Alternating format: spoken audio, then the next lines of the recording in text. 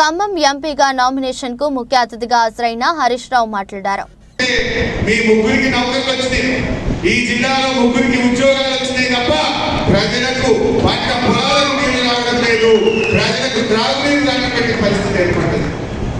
ఇలా అహంకారంతో కళ్ళు నెత్తికి ప్రవర్తిస్తూ ఉంది కాంగ్రెస్ ప్రభుత్వం. ఇలా వాళ్ళ అహంకారం అంతా ఇంత కాదు, మాట్లాడితే తిట్లే, పాలన గాలి వదిలిపెట్టిండ్రు, ప్రతీకార చర్యలకు పాల్పడతా ఉన్నారు.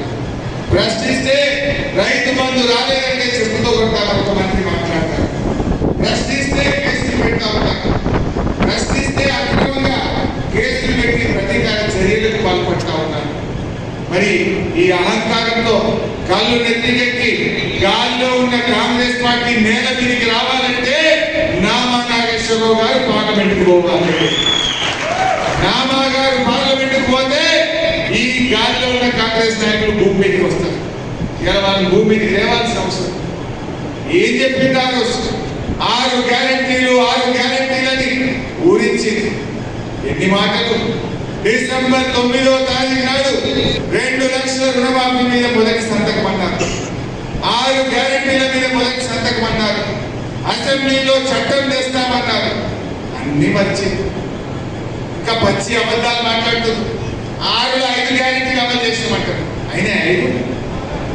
ఇలా మొదటి హామీ, మీ గ్యారెంటీల్లో మొదటి హామీ మహాలక్ష్మి కింద మహిళలకు 2500 రూపాయలు వచ్చినాయి. ఒక్క మహిళ కన్నా క్రమంలో 2500 వచ్చాయా? మరి మొదటి హామీ అమలు కానీ.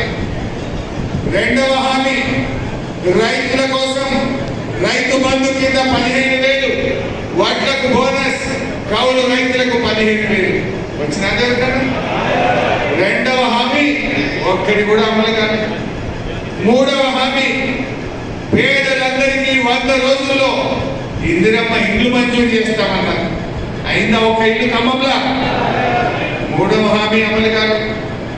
నాలుగవ హామీ వాళ్ళు ఇచ్చింది నిరుపేదలకు ఆసరా పెన్షన్ 2,000 రూపాయల నుంచి 4,000కు పెంచుతామన్నారు.